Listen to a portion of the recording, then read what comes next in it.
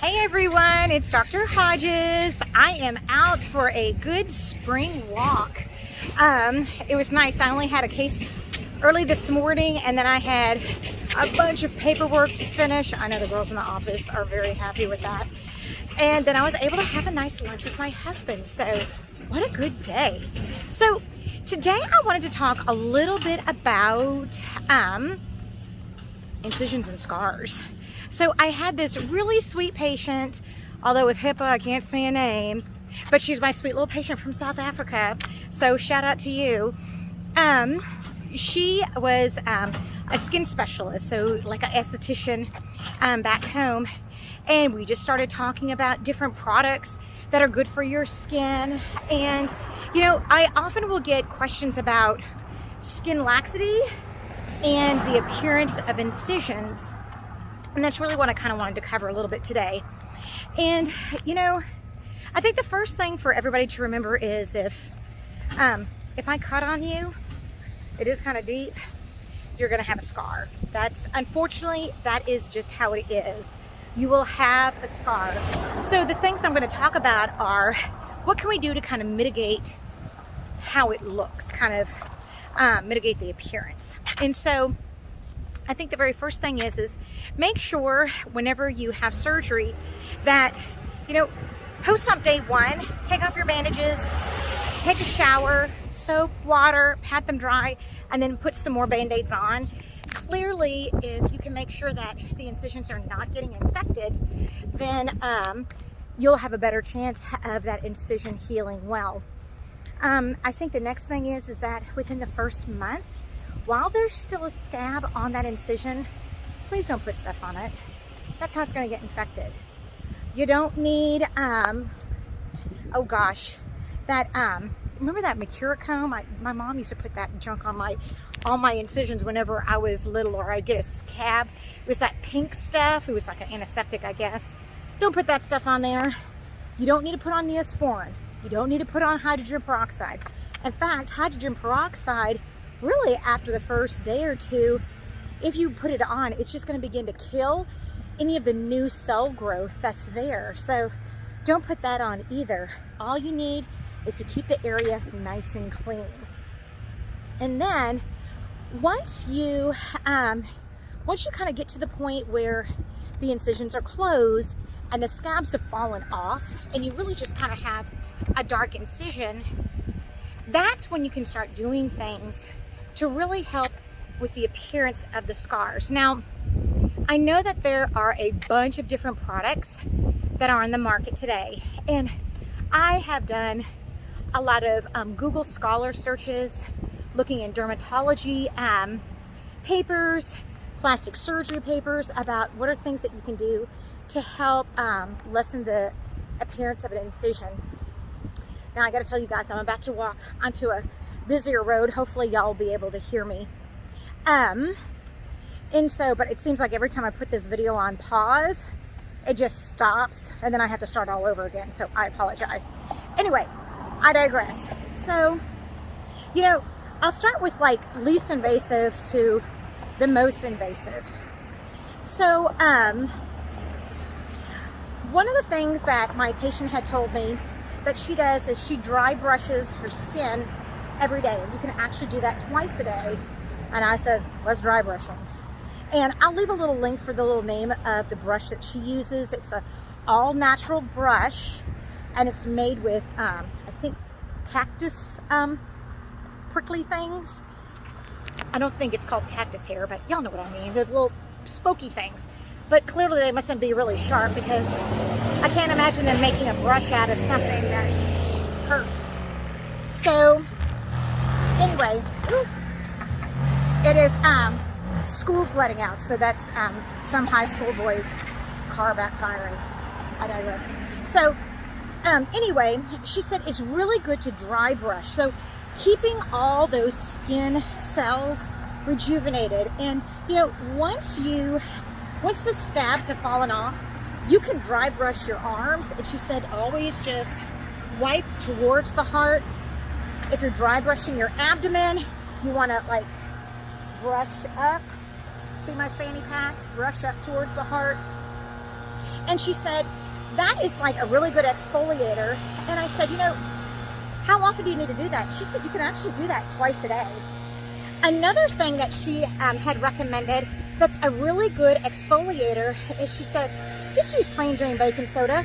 You can put baking soda in any one of your cleansers. So if you have dry skin, oily skin, you name it, if you add a little bit of baking soda to it, you can make a nice little paste. And she said it is an excellent exfoliator.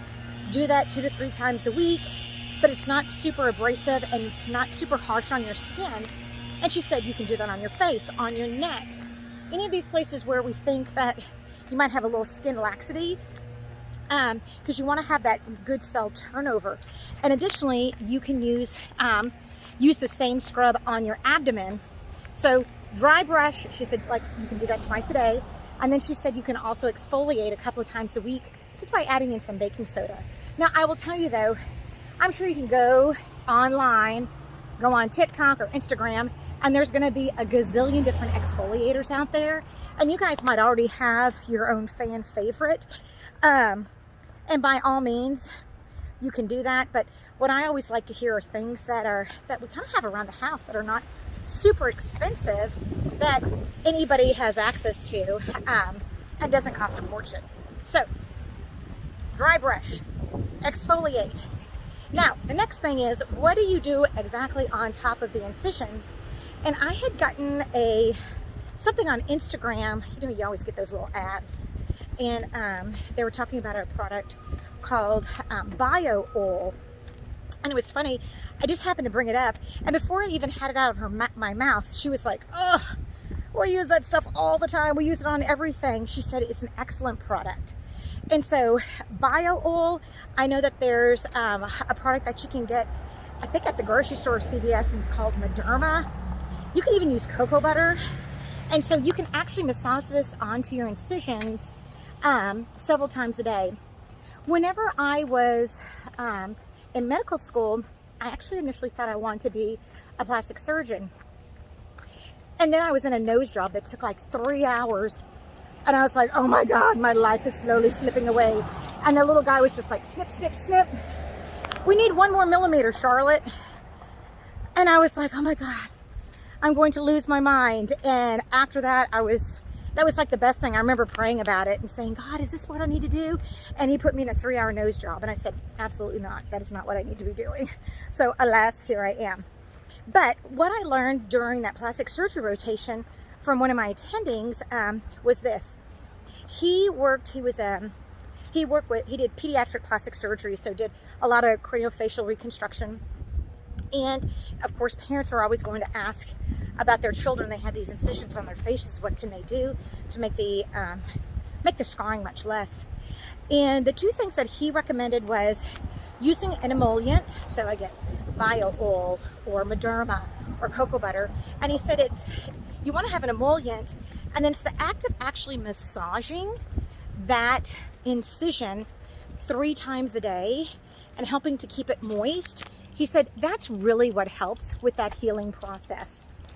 And I asked him, I said, what about Mederma? He's like, yeah, you can use that, but he goes, you can actually just use cocoa butter. So, I mean, after hearing a plastic surgeon say that, I mean, there is, like I said, Mederma, cocoa butter, Bio Oil. I know for my patients that will get these hypertrophic scars, or the keloid, and there are some patients that whenever their skin heals, you get like a really big puffy scar. Now, if you do have one of these hypertrophic scars, you can actually go to a plastic surgeon and they can inject a little bit of steroid, do a series of steroid injections underneath the skin to help decrease that inflammatory reaction, to help make those keloids go away. I know I've had several patients that have come to me, and after their initial consultation, I'll look at their abdomen and they'll show me if they have some hypertrophic scars. And what I'll do actually at the time of surgery is right before I close, I'll put a little bit of steroid underneath the incision, and they've done great. I mean, knock on wood, I haven't had one of those get infected. Now, there's always a risk when you inject a steroid into a fresh incision that you could get an infection, because steroids, they dampen that immune response. But I mean, like I said, knock on wood, I really haven't had that issue, and my patients have been very pleased, and I haven't had any issues with keloids. But if you happen to be a patient you've already had an incision, you have a fresh scar, even if it's just a couple of months old, typically if the scar is still kind of pink or discolored, it's still in that healing process.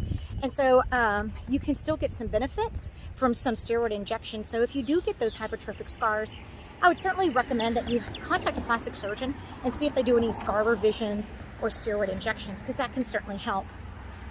And then finally, when it comes to your incisions, I really would say, as you can see, it is a nice sunny day. Let's see, well, I don't want to point it out the side. Anyway, whatever. It's a nice sunny day, and I have on my SPF. Even with my patients that have more melanin, a lot of times I don't think they need to wear SPF. You need to wear SPF. Anybody can get skin cancer. But the other thing that the sun can do is it can really discolor fresh scars. And so I know that you guys, y'all are getting your surgery, you're looking all cute, you want to bust out your bikini or your Speedo. And I would just say, hold up, if you want to do that, that is totally fine. But you need to make sure you're putting like 100 SPF on those incisions, because let's say you had your surgery in the spring, those incisions are still going to be remodeling by summertime. If they're still like a darkened color, they haven't gone to a much lighter color, that means they're still healing. I mean, it can take up to a year or so for scars to fully heal. And so if you go out in the sun, they absolutely can get discolored. So my recommendation would actually be hang up that bikini till next year, let everything heal, or at the very least, maybe put on one of those rash guards so that in the hottest part of the day or wherever those incisions are, they'll be covered. But that would be my last point of advice, is just make sure that you're not getting a lot of sun exposure. And that's also, like, you know, if people are getting those brachioplasties where they're getting skin removed from their arm, I mean, it's really important that you keep the incision covered throughout the year, because you don't want that long incision to get really discolored. So those are some of the kind of over-the-counter non-invasive things that you can do. So dry brushing, massaging the incisions, or using SPF, or perhaps even getting a steroid injection. I also know that I know my dermatologist offers laser treatment as well. I'm not sure what the science says about whenever people go get those deep acid peels that you can get from like a dermatologist or a plastic surgeon, but I do know that there's a lot of good evidence that if you have a dark, deep scar, that you can have several treatments with a laser, and that really will help with scar reduction as well. I had a little lesion on my on the inside of my right calf. I thought it was a basal cell, and luckily it wasn't, and it was just this benign thing. And the dermatologist, he whacked that thing off, and we're scheduled to have a little laser treatment so that can lessen the appearance of that scar, because, well, it's on my leg.